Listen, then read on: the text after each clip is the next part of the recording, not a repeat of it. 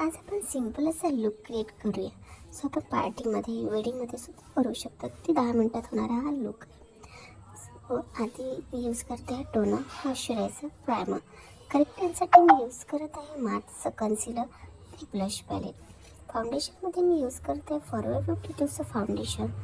त्यामध्ये मिक्स करते आहे लॅक्मेचं सिरम, नियासिनेमेट सिरम, ज्यामुळे आपला बेस हा केकी नाही दिसत आणि एकदम फ्लोलेस असा दिसतो.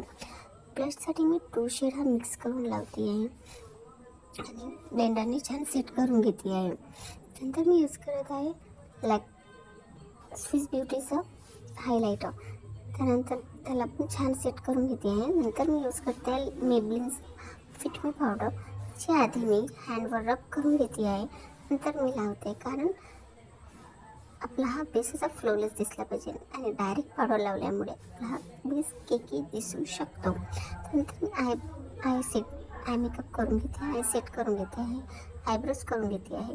नंतर मी आय मेकअपसाठी स्विस ब्युटीचं आय पॅलेट वापरते आहे.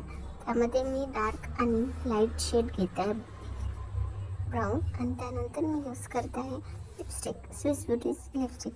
सो असा हा लुक क्रिएट झालेला आहे. सो तुम्हाला हा लुक कसा वाटला कमेंटमध्ये नक्की सांगा. चला भेटूया पुढच्या ब्लॉगमध्ये.